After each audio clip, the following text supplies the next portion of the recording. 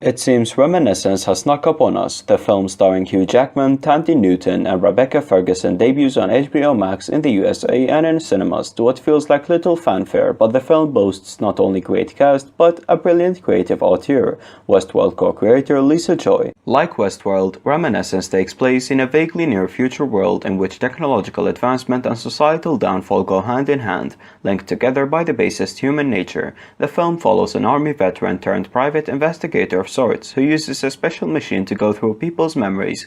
He does everything from allowing people to relive their happiest moments to helping them find their keys. His life is changed when May enters, but when she vanishes without a trace, he turns his talents into finding her. An obsession develops as he struggles to learn the truth about who she really was. As we delve into the truth and what really happened to May, Reminiscence spoilers will follow, so here's your warning. Now before we go on, please subscribe to our channel because we answer your most important questions about your favorite movies and TV shows. We begin in Miami, Florida, which has suffered a natural disaster and is now mostly flooded. Wealthy people, now known as barons, have bought up the dry land in ensuing chaos and built dams to keep themselves free of floods, while the sunken coast and the rest of the city are left to fend for themselves. Unbearable heat has led to a mostly nightly population who make their meager livings in bars and shops navigated by boats along streets that are now rivers. Nick and Emily Watts Sanders run a facility that allows people to relive their memories called Reminiscences, which are displayed in a 3D computer hologram as the individual relives them, sedated in a water tank. The science is never explained really. Sometimes they work for the police, leading dispositions into people's memories to help build cases. The memories once viewed are stored on cards that look ridiculously like small clear floppy disks and are stored in a padlocked vault.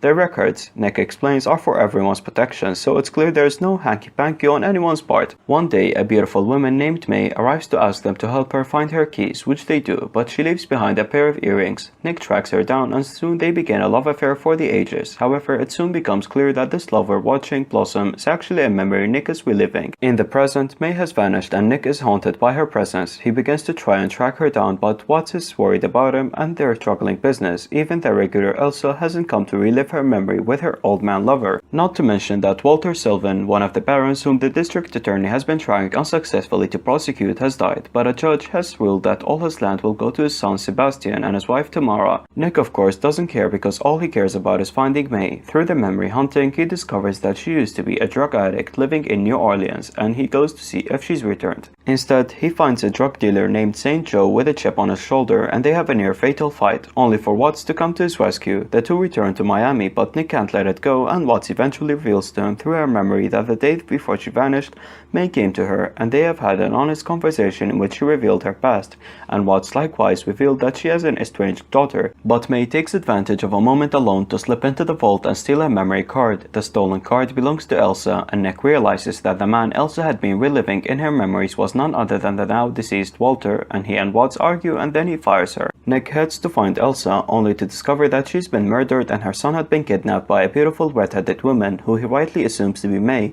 To figure out where May went, he finds Cyrus, a dirty cop turned henchman who had popped up in various memories. After another near-fatal fight, he kidnaps Cyrus and examines his memories, which reveal the truth. In Cyrus's memory, May details her story. She was an addict, and she had been pressurized by Cyrus into setting Nick up in order that they could steal Elsa's memory and find out where she and her son were by order of Walter. However, May fell in love with Nick. She completed the mission, but then Walter had died and Sebastian wanted his half-brother out of the way, so he ordered both of their deaths. May tailed Cyrus to Elsa and rescued her son so he wouldn't be killed. When Cyrus asks where she's taking the boy, she says, "You know, I already told you, it's the one place I could think of to feel safe." And we realize that she knows that Nick will eventually find this memory, and it's clear she's talking to him. She took him to a remote house out on the water where she had once been rescued by the owner, a solitary woman named Frances, a story she told to Nick in one moment of vulnerability. She then proceeds to overdose, knowing that the only way to keep the boy safe is to destroy the access to her memory, and flings herself out of a window. Nick turns up the voltage on the machine to fry Cyrus's brain, burning this memory into his brain forever. He then heads to Sebastian, where an entire world has been set up to keep Tamara from losing her mind, replaying a time when she and Walter were happy. Nick confronts Sebastian, telling him he knows that it was he who sent Cyrus to kill Elsa and the boy, but that it's too late now. He's already told the police where to find him and he's safe. Nick then goes to the facility where Watts now works, a place that seems to be a cryogenic freezing establishment of some sort, so that he would tell her what has happened. He reveals he cut a deal with the DA in order to get away with having purposefully fried Cyrus's brains. He imprisons himself in his own memories of the story, narrated film noir style, which is the same narration the audience hears. Fast forward many years later, and Watts, now a grandmother, is checking up on an old Nick, still in the tank, reliving his brief relationship with May forever until his death. Despite how confusing it might seem, it's actually a straightforward story about love, money and revenge. Thank you very much for watching. Drop a like and tell us down below what you think.